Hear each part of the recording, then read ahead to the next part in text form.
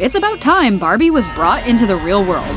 The movie was a ton of fun behind the scenes. Margot Robbie hosted a Barbie sleepover. No Kens allowed. There were a ton of sneaky little edits in the movie to hide Margot's explosive laughter that ruined a ton of takes. And of course, the secret behind the Barbie Energy they used to find the perfect cast. So this cast didn't really know each other before they shot the movie. Well, not that some of them could remember anyway. Issa, maybe we said hi at events. We were on a whole panel together, America. It's fine. Apparently, America Ferrera can't remember any of her co-stars for the life of her. And it kinda became the running joke among the cast. She's like, America, you don't remember? And I was like, oh no, what? America Ferrera and Kate McKinnon both attended the same drama summer program at Northwestern University. You're Kate. You're funny Kate. America did this stunning, very dramatic monologue that had everyone's jaws drop in awe. And Kate, well... I played a bug in my show.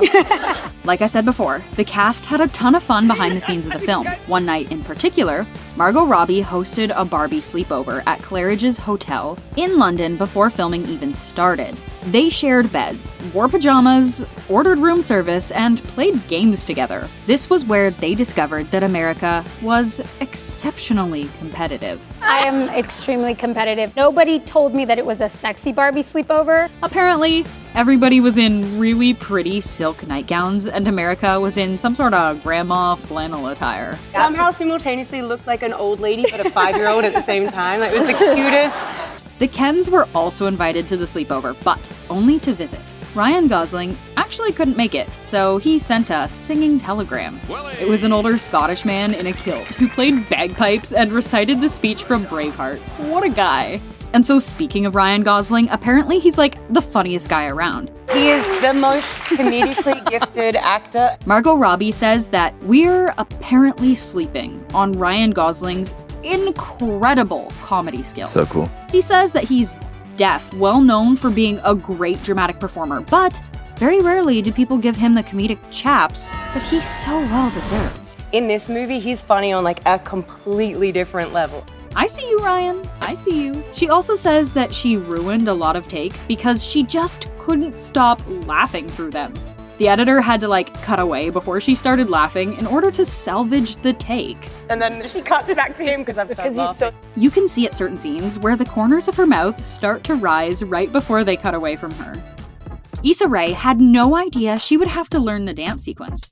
She heard there was going to be one, but thought she wouldn't have to be involved because, well, she's not a dancer. I was like, oh, cool, that has nothing to do with me. And then they sent me the footage to rehearse it. She was in DC at the time and had to learn it in under 24 hours. The rest of the cast had already been working on it. This is literally my worst nightmare. I'm not a dancer. Her friends were there with her as she was trying to learn it. They were giving major moral support. They were like, girl, get it. 1, 2, 1, 2, get it. And then apparently, after she did end up learning it, by the time they'd gotten to set, the choreography had been changed to something completely different. Go figure.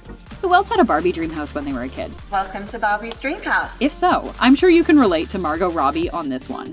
She was pretty much down for whatever vision Greta Gerwig had for the movie, but she just had one request. She had to have a dream house with a slide that went from her bedroom all the way down to the pool. That was it. That was her only request. Or even the tone of the movie. None of that. I was just like, I just want that slide so bad. That idea was actually inspired by the Barbie dream house that Margot used to play with as a kid.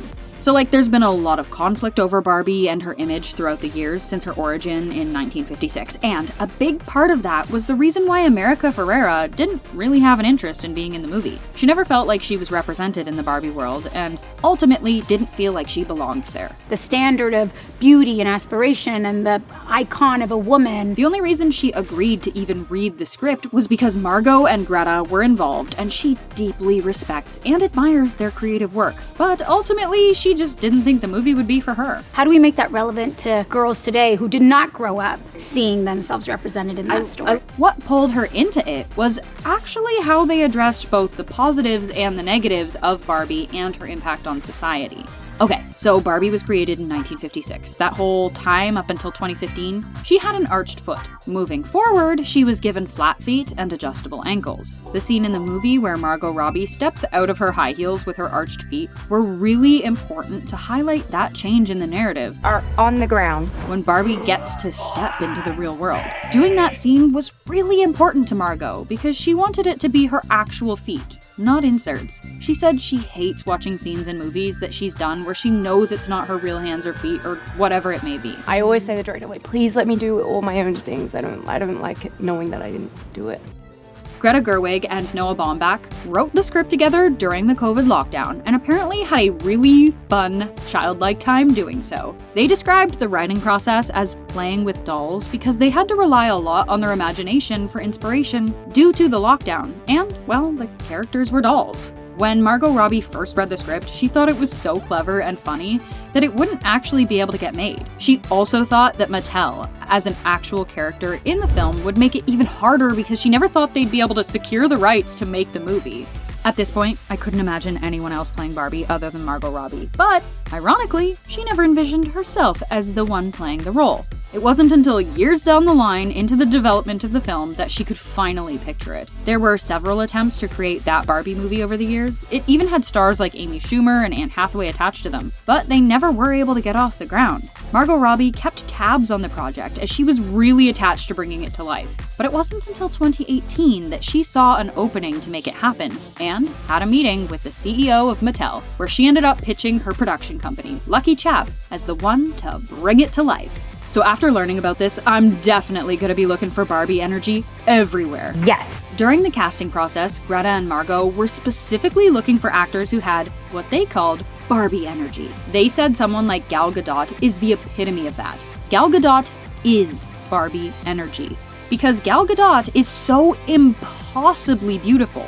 But you don't hate her for being that beautiful because she's so genuinely sincere, and she's so enthusiastically kind that it's almost dorky.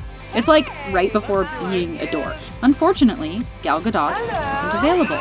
But they did find their Barbie Energy in Issa Rae, America Ferrera, Dua Lipa, Kate McKinnon, and, tons of others. Once production went underway, Lucky Chap hosted weekly movie screenings on Sunday mornings that were used to reference Barbie. They called it Movie Church, and used it to really hone in on all that Barbie energy. The best day ever. It is the best day ever. So who else is getting ready to plan their next Barbie sleepover after hearing about this one? It seems that after years of trying, This is the real world. Margot Robbie and Greta Gerwig were the perfect combination of people to bring this iconic character to life. The Barbie Energy, Ryan Gosling's unbeatable depiction of Ken, On the Malibu Beach! and the perfect Barbie dream house were clearly crafted to perfection. What's your favorite live-action Barbie moment? Don't know.